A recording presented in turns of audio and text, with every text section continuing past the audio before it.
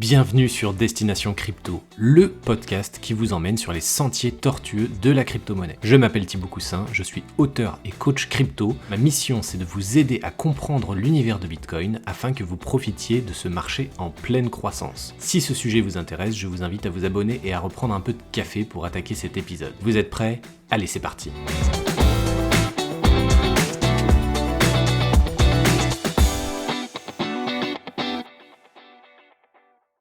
Bonjour à tous, bienvenue dans ce nouvel épisode de podcast. Aujourd'hui, j'ai la chance d'être avec Romain Bailleul, un passionné de Web3, un passionné de blockchain et cofondateur de Lamine, un incubateur de startup Web3. Bonjour Romain, merci d'être avec moi. Comment est-ce que tu vas? Écoute, salut Thibaut, je te remercie pour l'invitation. C'est toujours un plaisir d'être invité pour en parler de mes passions, de la blockchain, du Web3 et surtout de l'actualité qui est quand même assez dense finalement, malgré ce bull market, ce bear market, pardon. C'est vrai que j'ai tendance à dire avec humour que c'est pas un bear market, c'est un bull market. Encore l'annonce qu'on a vue récemment avec Amazon, Shopify, des grands comptes, des corpos. Enfin voilà, ces sujets sont de plus en plus saisis par des acteurs traditionnels. Et c'est vrai que c'est vrai que depuis l'évolution que depuis ces quelques années, je vois quand même beaucoup d'adoption et une belle évolution finalement de cet écosystème. Donc c'est un plaisir pour moi de partager ces sujets-là avec toi ce soir. Eh ben, c'est un plaisir partagé. Alors pour la petite histoire, on a quand même bien galéré à enregistrer cet épisode entre les manques de dispo et les problèmes techniques qu'on a pu rencontrer. On arrive enfin à booker ce créneau, donc c'est cool et j'ai quand même pas mal de questions à te poser. Donc, est-ce que tu peux nous parler un peu de ton parcours pour commencer? Si je dis pas de bêtises, ça a bien démarré en 2019 pour toi, donc tu es quand même quelqu'un qui est arrivé assez tard sur cet univers. Ouais, exactement. Enfin, ouais, c'est vrai que moi j'ai fait pas mal de choses dans ma carrière. J'ai une première partie de ma vie, une petite décennie dans laquelle j'étais en milieu de la santé. Donc j'étais infirmier, j'ai un peu touché à tout, j'ai fait quasiment tous les types de services. En fait, suite à ça, à un moment donné, moi, j'avais fait un peu le tour, je voulais voir autre chose et j'ai saisi l'occasion d'être commercial dans le milieu de la santé. Et c'est à ce moment donné-là, en fait, une chose en demande une autre. Moi, je m'intéressais déjà à tout ce qui était finance, au trading. Je tradais déjà des small caps, des biotechnologies, déjà que quand j'avais une vingtaine d'années. Je me suis un peu plus intéressé, du coup, tout ce qui était Bitcoin, etc. C'est passé sous mon radar. Ça, c'était horizon 2016-2017. Et je vois un réel intérêt avec une monnaie vraiment, une possibilité d'avoir une monnaie qui ne subit pas d'inflation, avec une certaine forme de décentralisation. Et c'est effectivement en 2019 que j'ai eu l'opportunité de rentrer sur un projet crypto pour la première fois. Effectivement, là, depuis lors, c'est vraiment devenu une passion et dévorante au quotidien, qui m'a amené du coup récemment avec mon associé Éloi à cofonder notre incubateur de start-up, Lamine. Alors justement, on va en parler de la mine. Est-ce que tu peux nous parler un peu des débuts de cette entreprise et quelle est la proposition de valeur de la mine, s'il te plaît? Bon, en fait, ouais, assez simplement, nous, au départ, on voulait démarrer en tant qu'agence Web3 avec une orientation plutôt gros hacking, no code, marketing, qui sont vraiment des sujets sur lesquels on est quand même assez à l'aise. Et puis le Web2, bon, ça paraît assez drôle à dire, mais finalement, pour maîtriser le Web3, il faut aussi maîtriser le Web2, le marketing automation, le gros hacking, community building, le SEO, le SEA, le référencement Google. Enfin voilà, il y a différentes boîtes à outils qui sont quand même assez nécessaires pour développer les choses. Et puis, en fait, finalement, on a commencé à vouloir s'entourer de partenaires, de personnes aussi, de business angels, de VC, de partenaires juridiques si nécessaire, de partenaires sur l'économique. Enfin voilà, de pouvoir s'entourer vraiment de bons partenaires pour pouvoir bien driver des projets. Un programme d'advisoring, de mentorat, une vraie réflexion sur l'accompagnement des porteurs de projets. Et c'est ça qui nous a amené, en fait, malgré nous, entre guillemets, à devenir un incubateur. C'est-à-dire, il y a plusieurs de nos pairs et plusieurs projets qui nous ont dit à plusieurs reprises qu'on était un incubateur. Et au bout d'un moment, on s'est dit, bon, on en est peut-être un. Dans le sens aussi, le marché nous dit qu'on est un incubateur, c'est peut-être qu'on en est un. Et on a rebrandé, on s'est dit, bon, ok, on devient un incubateur. Donc, c'est un petit peu ça l'histoire de la mine, quelque part. Et l'idée pour nous, c'était vraiment d'apporter finalement l'accompagnement et l'expertise qu'on aurait aimé quand on était de l'autre côté de la barrière en tant que porteur de projet, d'une certaine façon. Ouais, c'est ça qui est assez intéressant, c'est que vous vous êtes rendu compte, assez naturellement et de par l'écho de ceux qui travaillent avec vous que, en fait, il fallait incuber, il fallait plus loin Et vous avez rebrandé et alors j'ai 2 questions qui me viennent en tête. Est-ce que du coup votre approche est restée la même ou est-ce que vous avez dû vous professionnaliser? Parce que là, vous rentrez dans voilà, vous avez rebrandé, vous avez un nouveau domaine d'activité, on rentre dans un cadre peut-être un peu plus sérieux, un peu plus cadré que ce que vous faisiez un peu avant. Et la deuxième question, c'est est-ce que vous avez déjà des projets que vous accompagnez avec cette structure? Alors effectivement, sur la première question, c'est tout à fait évident. Nous, on part du principe que, on présuppose, entre guillemets, en général, il y a des préjugés sur lesquels dans Web3, c'est la jungle, et cetera. C'est pas tout à fait vrai, c'est pas tout à fait faux. Il y a du blanc, il y a du noir, mais en tout cas, ce qui est sûr, c'est que c'est important de contractualiser les choses. Nous, c'est vrai que voilà, on a différents partenaires, on a contractualisé les choses de manière bilatérale. On essaie de faire les choses de manière assez carrée. Parce que voilà, dans ce business, dans cette industrie, pour pouvoir finalement favoriser l'adoption, etc., il faut aussi montrer patte blanche, entre guillemets, et faire en sorte que se professionnaliser au fur et à mesure. Donc, entre notre vision, notre business model du départ et ce qu'on fait aujourd'hui, c'est vrai qu'il y a eu quand même beaucoup d'évolution.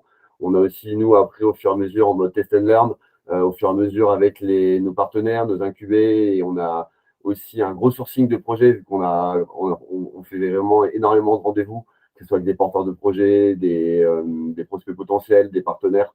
Donc, c'est vrai que ça nous donne quand même une analyse assez fine du marché qui nous permet vraiment d'avoir un accompagnement, on va dire, assez individualisé à chaque fois en fonction des projets.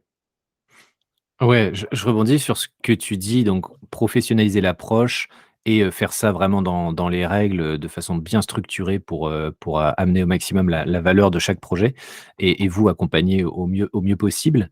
Quelle a été la barrière que vous avez pu rencontrer au début? Est-ce que c'est peut-être la régulation, la lourdeur un peu administrative ou même au contraire le flou administratif qu'il peut y avoir sur certains sujets?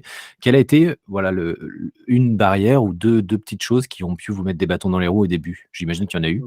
Moi, je vais plus parler côté projet. Nous, on a un peu ciblé deux approches, enfin deux profils. Bon, on n'a pas la science infuse, hein, mais en tout cas, nous, c'est un peu deux approches enfin, dans la globalité qu'on a trouvé. C'est soit tu as des approches, tu as des porteurs de projets qui ont plus un côté tech, alors qu'ils vont avoir un bon produit, etc. Mais en fait, au niveau marketing, ils ne comprennent pas le langage, ils ne savent pas comment se positionner, etc.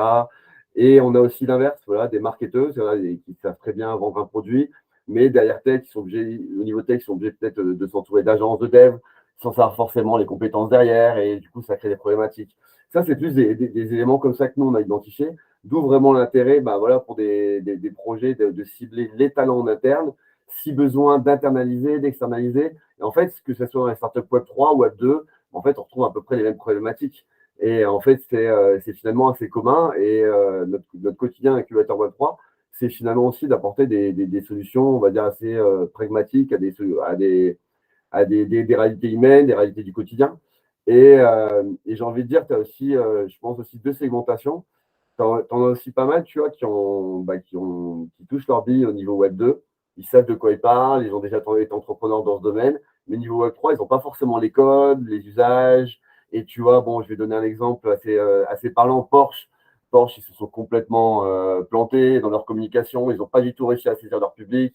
C'était vraiment c'était mal fichu. Ils ont pris une approche très Web2 et en fait, ils n'ont pas apporté de valeur ajoutée. Donc, eux, ils sont vraiment plantés. Donc ça peut être aussi le genre de profil, c'est-à-dire des entrepreneurs Web3 qui, au niveau Web2, ils touchent leur bille, mais au niveau Web3, ils ont un peu des difficultés. Et je dirais aussi d'une autre manière, c'est que tous les porteurs de projets Web3 ne sont pas forcément tous à l'aise dans Web2. Parce que tu en as qui se sont lancés directement côté crypto, NFT, ils maîtrisent les DAO, j'en passe, c'est des meilleurs. Mais dès que tu commences à parler d'études de marché, de personnel marketing, d'élaboration d'API GEC, tu vois, il n'y a plus personne. Et donc, en fait, c'est ça, ce qui est marrant, c'est que entre guillemets, selon les différents projets, tu retrouves un petit peu des différentes lacunes, mais que tu retrouves finalement de manière assez récurrente. Ouais, c'est très intéressant ce que tu dis, notamment là, sur Porsche, pour ceux qui n'ont pas un peu suivi ce qui s'est passé et moi j'ai pas vraiment suivi, mais je sais qu'ils ont lancé une collection de NFT où le NFT était vendu extrêmement cher. Je sais plus combien, je crois que c'était plus d'un Ether, le NFT et ça valait donc, je crois même plus de 2 000 $ je crois pour avoir un C'était NFT qui 0,911 ETH, justement. C'est 0,911. Ah OK, bon, c'était un peu moins de 1 Ether, mais du coup, ça représentait, bah, plus de 1000 $ pour un NFT qui apportait finalement pas grand-chose en termes de valeur derrière et voilà, ils en ont vendu, je sais plus, je crois un tiers de ce qu'ils avaient prévu ou quelque chose comme ça. Enfin, c'était un flop. Mais voilà, ouais, c'est intéressant que tu mentionnes cet exemple pour que ça parle un peu aux gens. Effectivement, il y a des gens du web 2 qui essaient d'arriver dans le web 3 et qui se plantent et même des grosses écuries comme Porsche, c'est intéressant de prendre ça en compte. Alors, quand vous accompagnez des projets, vous en avez déjà en cours, vous en accompagnez déjà des projets. Est-ce qu'il y a, un profil, par exemple, qui manque vraiment à l'appel quand vous devez accompagner? Parce qu'il faut être voilà, comme tu disais, il faut être bon partout, que ce soit dans la tech, dans le marketing, dans le SEO. Est-ce qu'il y a un profil finalement que vous n'arrivez pas à trouver et que vous n'arrivez pas à proposer, par exemple, dans l'accompagnement d'un projet? Ça, c'est purement par curiosité. Est-ce qu'il y a vraiment des ressources qui manquent sur certains postes? Tu vois, en interne, dans les projets? Ouais, en interne dans les projets, quand ils cherchent à prendre une nouvelle dimension, vous allez peut-être, faire marcher votre réseau ou certains contacts. Est-ce qu'à un moment donné, il y a une limite, sur le fait que, bah, voilà, en termes de recrutement, eux n'y arrivent pas? Ouais, Même avec vous, vous n'avez pas le carnet parce qu'il manque juste des ressources sur ces types de postes qui sont clés? non, enfin, je vais te répondre d'une manière assez différente, mais pertinente.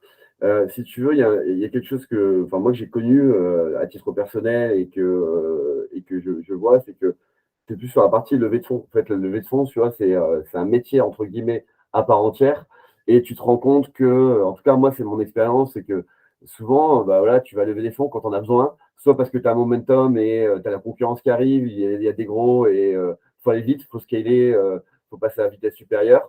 Mais bah, du coup, tu fais ça, entre guillemets, «dernière minute» et en fait, bah, les fonds, ça tombe pas tout de suite. Le temps de mettre en place les choses, les due diligence, le temps que les projets soient présentés aux investisseurs, ça prend du temps. Ça, c'est des problématiques qui se retrouvent très, très régulièrement et qui sont assez dommages. Et d'une autre manière aussi, bah, en fait, quand tu vas chercher des fonds et que tu as plus de trésorerie et que tu cours après l'argent, tu sais, c'est un peu comme, entre guillemets, quand tu vas dans le magasin et que tu as faim, tu repars avec des sneakers, entre guillemets, mais voilà, tu prends n'importe quoi. Et dans l'idée, voilà, c'est ça, c'est même dans les levées de fonds, ça se prépare en amont. Dans l'idée, c'est que voilà, une fois que la levée de fonds elle est enclenchée, ben, ça déroule tout seul. Et je remarque que ça, c'est une problématique assez récurrente finalement dans les porteurs de projets. C'est l'air de la guerre, hein. C'est de l'argent, c'est des fonds. Comment en chercher? Qu'est-ce qu'on en fait aussi? Comment les structurer? Comment structurer un pitch deck? Comment séduire différentes catégories d'investisseurs? Comment avoir le bon discours? Et ça, finalement, ça, c'est souvent des sujets qui sont vraiment assez, enfin, pas très évidents finalement pour les porteurs de projets parce que bah, tu as une expérience finalement de pitcher devant les investisseurs, etc., une connaissance qui ne s'acquiert que sur le terrain et les approches finalement, bah, c'est un peu compliqué quand tu rentres dans cette jungle-là. Et ça, c'est quand même ça le retour que j'ai du quotidien, c'est que ça, c'est souvent une des barrières, c'est que tu as beaucoup de projets, ils vont chercher directement des VC alors que c'est de la pré-seed. Tu vois, au départ, c'est juste un projet, entre guillemets, un projet PowerPoint. Il n'y a pas, y a pas les moyens de mettre un VC parce que c'est pas du tout le bon moment. Et du coup, ils peuvent revenir déçus, les porteurs de projet, en mode, bah ouais, mais ils m'ont dit que c'était bien, mais il faut que je fasse 10 000 euros de revenus récurrents, j'ai pas compris. Bah ouais, mais c'est pas la bonne cible, tu vois. Et ça, t'as pas les codes, en fait, finalement, ça s'apprend sur le terrain. Et ça, c'est plus un retour voilà, d'expériences qui posent souvent des problématiques. C'est finalement les levées de fonds, comment les structurer, comment aller chercher les fonds, comment élaborer un pitch deck, un prévisionnel, un business plan. Enfin, finalement, des éléments assez classiques et traditionnels, pas forcément Web3, mais niveau startup. Et finalement, c'est souvent ces éléments-là qui pêchent sur un ou plusieurs des livrables, entre guillemets. Ouais, effectivement, c'est vrai que c'est quelque chose qui est souvent sous-évalué. Je pense que les gens ne s'attendent pas à ce que ce soit vraiment un métier derrière et qu'il faut vraiment s'entourer, de façon très efficace sur ce sujet clé. Et l'autre sujet clé que je vois aussi, c'est souvent les tokenomics qui sont souvent Ouais, sous-évalués et qui sont extrêmement importants. Et ça tombe bien que tu parles de ça parce que j'ai récemment enregistré des épisodes où voilà, il y avait Nicolas Cadieux pour tout ce qui était financement et Thomas Cadorel qui est un spécialiste aussi de tokenomics et c'est vraiment important de se rendre compte de l'importance de ces 2 thématiques-là. Donc n'hésitez pas à aller les écouter et c'est tout à fait vrai ce que tu mentionnes, moi, je trouve. moi je suis assez direct et sur la partie token. Moi, ce que je dis toujours, c'est que si le token n'est pas indispensable, il ne doit pas exister. En fait, tu subis tellement de niveau de volatilité dans le sens où le token, et lui-même adossé forcément à la volatilité d'un altcoin, quel qu'il soit, que ce soit Polygon, BNB Chain, enfin peu importe, hein, qui lui-même est soumis à la volatilité forcément du Bitcoin, qui reste le roi et qui quand même dicte la marche, qui lui-même a des conséquences par rapport au marché américain, macroéconomique. Donc en fait, ton token à la fin, tu te rends compte que 99% finissent à la cave, malheureusement. C'est une réalité et du coup, c'est vrai qu'il y a beaucoup de projets maintenant qui en reviennent de ce système-là et qui excluent totalement un token et qui fonctionnent directement sur un coin, c'est-à-dire sur un token de blockchain. Ouais, tu as totalement raison. Effectivement, il y a ouais, là, 90 des projets qui n'ont pas forcément d'avenir et souvent on dit que ce sont des shitcoins parce que, au contraire, ils profitent et ils surfent sur la vague. Mais il faut pas aussi oublier qu'il y a des projets qui sont très, très bien, mais qui se loupent parce qu'ils prennent pas assez en considération certaines choses et notamment ces 2 aspects-là. Donc, ouais, ouais, il y a pas que des shitcoins, hein, il y a aussi des bons Non, bien projets, sûr, et qui se ratent parce que malheureusement, c'est compliqué. Ça reste ça très ne pardonne compliqué, pas. d'être voilà, ça pardonne pas. Exactement.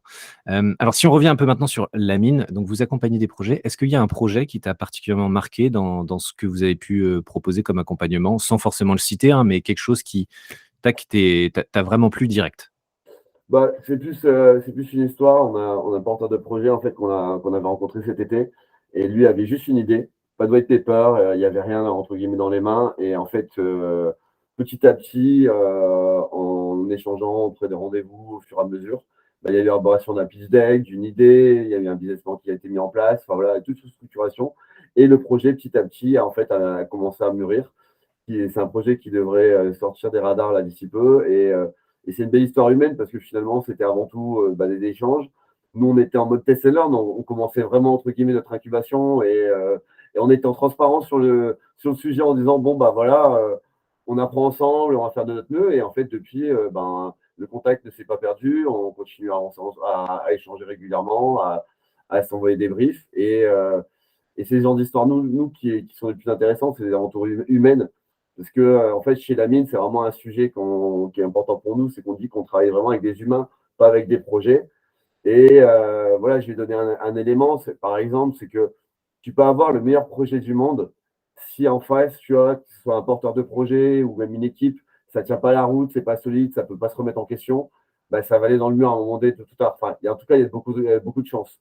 Alors qu'à contrario, si tu as vraiment des porteurs de projets qui sont capables d'itérer, de se remettre en question, de produire, tu vois, d'avancer à chaque fois, tu vois, d'être capable de, chaque jour, tu vois, bah, tout remettre en question, tout remettre à zéro, bah là, même si le projet est bancal, entre guillemets, ou qu'il y a des améliorations, des failles, bah, tu peux aller plus loin. Parce que tu sais que derrière, ça va avancer, ça va itérer.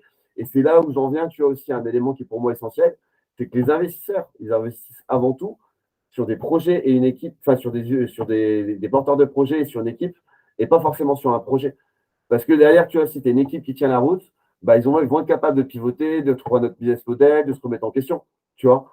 Alors que si tu as le meilleur projet du monde, mais qui est mal soutenu par les équipes ou que ça ne tient pas la route, malheureusement, bah, ils ne vont pas pouvoir changer de cap. Et en général, c'est le genre de projets qui vont maintenir la route. D'où l'importance, ça paraît aussi important de souligner, l'importance d'une équipe. Vraiment l'importance d'une équipe, d'un leader, d'un porteur de projet qui sache voilà, inspirer sa vision et de s'entourer des meilleurs. Pour moi, c'est ça aussi, un CEO, un porteur de projet, il doit s'entourer de personnes encore plus compétentes que lui et d'avoir cette humilité. Et en fait, finalement, moi, quand je retrouve ça finalement dans des porteurs de projet, je me dis qu'il y a matière à travailler et qu'il y a matière finalement à avancer et à en faire potentiellement un beau projet.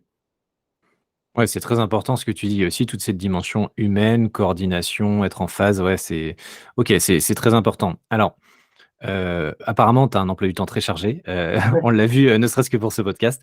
J'imagine que ton activité, elle va bien? Il y a du monde qui sollicite vos services. Toi, tu es confiant sur l'avenir de ton activité et il y a pas de problème par rapport au bear market où l'engouement, part un peu à droite à gauche? On sait que les builders, ils sont là en bear market et il y a vraiment une vraie demande de votre côté pour lancer plein de projets, en vous sollicitant. Ah bah, moi, clairement, là, je vais être très clair. J'appelle pas ça un bear market. Pour moi, c'est vraiment un build market. C'est vraiment un moment donné où il y a beaucoup de. Bah, ça build, ça construit, ça développe des projets, ça fourmille de partout. Et je vais me dire, limite, j'ai presque envie qu'il dure encore plus longtemps, le bear market. Parce que finalement, c'est un environnement qui est quand même plus sain. Tu vois, même sur Twitter ou enfin, bon, sur LinkedIn, ça a toujours été assez corpo et Ça commence à peine à parler du Web3, mais ça commence de plus en plus. Mais sur Twitter, tu voyais une époque, bon, quand c'était le bull market, tu voyais ça partait dans tous les sens, tu n'avais rien à suivre. Et là, finalement, tu es dans un marché où tu vois Amazon s'y met, on en parlait tout à l'heure, Shopify, les corpos s'y mettent. Et en fait, tu as beau avoir finalement, au niveau spéculatif, rien de bien concret, mais en termes d'adoption et d'usage, tu te rends compte qu'il y a quelque chose qui est en train de se passer. Et moi, finalement, comme j'aime à dire, vraiment, la spéculation, le prix du Bitcoin, en fait, je ne le regarde même pas, en fait, ça ne m'intéresse pas fondamentalement. Moi, je vois vraiment la blockchain finalement comme un outil. Comme quand tu as besoin d'un marteau, tu as besoin d'un tournevis, ben, tu vas utiliser telle blockchain par rapport à tel usage, Polygon par exemple pour les frais et par exemple la rapidité. Tu vas choisir telle autre blockchain pour tel usage. Et finalement, le cours en lui-même, bah, en fait, je veux dire, il n'est même pas forcément important parce qu'un projet pertinent, que ce soit bear ou bull market, un vrai bon projet, il doit réussir à tourner, peu importe la hype et peu importe le cycle du marché. Et moi, je vois de plus en plus de projets orientés utility, use case. C'est des vrais cas d'usage. C'est des choses, voilà, c'est ancré dans la vie de tous les jours. C'est des NFT reliés à des vêtements. C'est des solutions de ticketerie NFT. C'est des solutions de traçabilité. C'est des choses, tu vois, qui apportent des solutions dans le monde réel et qui ont vraiment un côté vitrine Web 2. Et en fait, la cuisine, c'est du Web 3. Et en fait, pour l'utilisateur final, Madame Michu, pour tout le monde, c'est seamless. Il n'y a pas de friction. Tu l'utilises de manière très facile. Ça apporte une valeur ajoutée par rapport au cas d'usage en question dans telle ou telle industrie. Et bah, en fait, là, derrière, c'est du Web 3, mais tu n'es même pas censé le savoir. Et en fait, c'est ça que je commence à voir de plus en plus émerger et ce que je trouve intéressant. Il y a d'ailleurs, par exemple, la solution de ticketing Billy que j'ai eu l'occasion de tester, qui est du coup la solution de ticketerie de l'événement Web3 Lille qui aura lieu le 13 avril. J'ai eu le plaisir d'essayer. Franchement, c'est ultra fluide, tu vois. En fait, tu es vraiment du Web 2, tu n'as vraiment pas l'impression, en fait, quand tu manipules que, bah, en fait, derrière, c'est une solution de ticketerie Web 3 et c'est ultra fluide. Et derrière, du coup, c'est la solution qui a été demandée par nos confrères de chez Métagélan, qui sont à l'initiative justement d'événements Web3 Lille. Et l'idée, c'était aussi bah, voilà, de pouvoir utiliser même dans la ticketerie des cas d'usage. Et je pense que c'est ça aussi qui est important aujourd'hui, c'est que le bear market permet de faire émerger des solutions avec des vrais cas d'usage et moins de projets purs spéculatifs. Et je pense que c'est quelque chose qui est quand même assez bénéfique et qui permet de bah, finalement faire le tri dans les projets qui tiennent le plus sa route. Ah ouais, ouais, il y a plein d'informations là que tu m'as données. Moi, j'en enlève 2 très, très importantes pour l'audience. C'est la première, c'est que ça se développe énormément en coulisses, donc faut vraiment, se rendre compte que l'industrie, elle se développe, il y a plein de projets qui émergent, il y a plein de valeurs qui est en train d'être apportées en ce moment même, même si on s'en rend pas compte directement sur le marché. Et l'autre élément que tu as mentionné, effectivement, c'est qu'il faut bien distinguer le prix spéculatif et la valeur d'un projet. En bear market, on est plus orienté sur la valeur et ça, c'est très intéressant. Donc, c'est pour ça que tu dis, ouais, un bull market. Et par contre, en bull market, on rebascule côté prix où tout le monde s'excite sur les prix. Tout le monde fait du contenu au propos des prix parce que ça booste vraiment toutes les stats. Donc, voilà, c'est ça qui a ce côté un peu, ça pollue un peu, c'est un peu pervers ce bull market, même s'il y a une euphorie qui est agréable aussi. Et forcément, le marché prend souvent une dimension un peu plus importante dans les médias mainstream.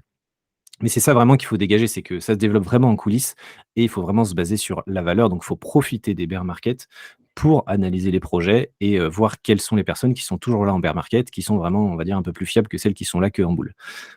Et donc ça, c'était le constat. Maintenant, je rebondis sur ce que tu disais à propos de Web3 Lille, un événement que je vais quand même pas mal couvrir parce que effectivement, donc je fais ton interview qui sortira, alors je sais pas exactement quand, mais j'ai aussi interviewé Métagélan qui va aussi parler un peu Vraiment. de Web3 Lille Ouais, et je suis en contact aussi avec, Laurent Gilbert, ouais, c'est ça.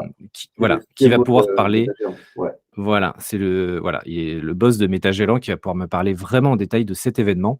Donc, pas de problème pour l'audience. Il y aura un épisode dédié pour Web3 Lille. On va pouvoir en parler et je suis très curieux justement de poser des questions sur tout ce qui se met en place, que ce soit sur la billetterie et je crois qu'il y a d'autres surprises à venir sur Web3 Lille. Donc, toi, tu participes activement à cet événement, qui aura lieu en avril cette année, donc c'est très bientôt. Est-ce que tu peux nous en dire un peu plus sans tout nous dévoiler, mais juste, voilà, donner en quelques minutes juste, quel est le but de cet événement? Bah, l'idée, c'est vraiment bah, d'avoir un événement qui se veuille accessible Parce que bon, voilà, quand on voit aussi les solutions, enfin les événements divers et variés à Paris, par exemple, et les prix que ça peut coûter, de centaines d'euros à plusieurs milliers d'euros, on est quand même dans le Web3 censé se vouloir accessible au plus grand nombre. Et finalement, bah, dans les événements, c'est pas forcément tout ce qu'on retrouve. Donc c'était un peu ça qui était un peu l'initiation et l'idéation au départ de Métagellan et de la mine quand on discutait sur ces sujets. Et puis, bah, une chose en une autre, c'est vrai que c'en est devenu un événement voilà, la ticketterie, il y a juste 3 euros de frais juste pour couvrir les frais de transaction. Donc, bah, 3 euros l'entrée, c'est accessible quand même au plus grand nombre. L'idée, c'est vraiment de pouvoir parler aussi de différents cas d'usage et d'avoir bah, vraiment un discours accessible et ouvert au plus grand nombre, avec aussi une belle exposition dans le sens où Euratechnologie, le lieu dans lequel aura lieu, ça aura lieu dans l'Atrium, c'est aussi un cœur de l'innovation, c'est le plus grand incubateur de start-up d'Europe.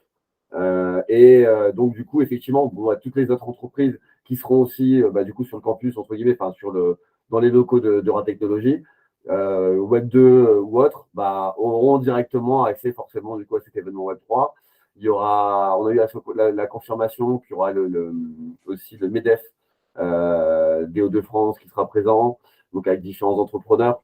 Et c'était aussi une volonté de pouvoir croiser le milieu du Web3 et les entreprises, entre guillemets, traditionnelles, parce que bah, à un moment donné, il faut qu'il y ait des liens qui se créent, et c'est aussi des choses que nous, on a constaté qui manquaient aussi un petit peu sur les événements, c'est que finalement, il y a des difficultés à rencontrer des corporates ou des grands comptes, ou en tout cas des entreprises traditionnelles qui voudraient franchir le pas du Web3, mais qui ne comprennent pas forcément le jargon, ou alors qui ne se sentent pas à l'aise dans certains événements, entre guillemets, où c'est d'entre-soi, où c'est juste réservé aux initiés.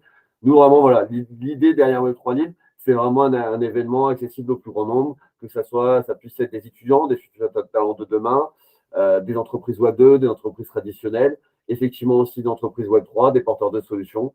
Voilà, un événement qui se veut vraiment accessible. C'est notre maître mot. Et l'idée derrière, c'est vraiment de, pourquoi pas, après, préparer le terrain pour après d'autres types d'événements une fois la réussite de celui-ci. Super, ouais, bah, j'ai hâte de découvrir ça, vraiment dans le détail. Je trouve que c'est une super initiative et voilà, j'ai hâte d'interroger, Laurent, sur ce sujet pour en savoir un peu plus et en partager un peu plus à l'audience. En tout cas, merci pour ce retour sur Web3 Lille. Est-ce que, tu as une dernière chose à rajouter? Parce qu'on arrive déjà à la fin de cette interview. Est-ce que tu veux partager quelque chose à l'audience? Tu as carte blanche pendant 2 minutes, donc vas-y, fais-toi plaisir. Bah, non, ce que je voudrais dire, un petit sujet que j'aimerais bien rappeler, c'est que, bah, en fait, côté, entre guillemets, employabilité dans le Web3, c'est juste de dire, c'est qu'aujourd'hui, pour les lecteurs enfin, des personnes qui nous écoutent, il y a des besoins énormes aujourd'hui déjà. Il n'y a pas forcément besoin d'être dev pour pouvoir bah, entreprendre dans le milieu de la blockchain ou tout simplement avoir un poste. Il y a des besoins en termes de community manager, il y a des besoins en termes parfois de copywriter, de rédacteur SEO, de marketing aussi. Donc voilà, ce que je veux dire aujourd'hui, c'est que finalement, quand on a une compétence plus, entre guillemets, blockchain et Web3, bah, c'est quelque chose qui a aujourd'hui une valeur ajoutée sur le marché, clairement. Je vais donner un exemple typique, alors qui est peut-être assez extrême, mais qui est quand même assez marquant. Il y a 3 ou 4 ans, trouver un avocat qui était expert en crypto ou autre, bah, il fallait vraiment chercher, c'était compliqué, on ne trouvait quasiment pas. Aujourd'hui, on en trouve de plus en plus. Et du coup, c'est une compétence qui est quand même assez recherchée, mais qu'au moins on trouve sur le marché. Avant, ça ne se trouvait pas. Et finalement, aujourd'hui, il y a tout un tas finalement de compétences et de nécessités sur le marché. Je sais il y en a même qui ont développé une sorte de métier, c'est développeur Discord. Alors, le métier, c'est de faire des setups de Discord. Des fois, tu as des gamins de 17 ans, 18 ans, ils se sont mis à faire ça pour s'amuser, ils ont fait des setups de Discord. Et maintenant, ils ont lancé leur activité en freelance. Bah, voilà. Ce que je veux dire, c'est qu'il y a différentes opportunités à saisir et que bah, voilà, s'il y a vraiment un milieu dans lequel, à mon sens, sur les prochaines années, il y aura des opportunités à saisir et il y a tout intérêt de s'informer et de se former. C'est vraiment pour moi tout ce qui est blockchain et Web3 dans son ensemble, clairement. Ouais, bah, c'est très, très, très juste, c'est embryonnaire et ça a une superbe tendance derrière donc franchement, allez-y si vous voulez vous renseigner, il y a plein de métiers qui existent, donc il y en a sans doute un sur lequel vous pouvez potentiellement vous positionner, si vous cherchez, Et aujourd'hui, c'est un si. nouveau travail. Et aujourd'hui, je veux dire aussi une chose, c'est super simple aussi de se former, de s'informer. Il y a quelques années, TTA, tu trouvais des trucs en anglais, mais les data, les ressources, elles manquaient quand même. Aujourd'hui, et d'ailleurs, nous, c'est aussi pour ça qu'on s'est entouré de certains partenaires. Aujourd'hui, tu es capable d'avoir des solutions no-code pour lancer des marketplaces en quelques clics. Tu peux lancer des collections en quelques clics. Tu peux même faire des collections avec de l'art génératif en intelligence artificielle. Tu peux lancer plein de choses finalement en no-code, en Web3, de manière assez facile.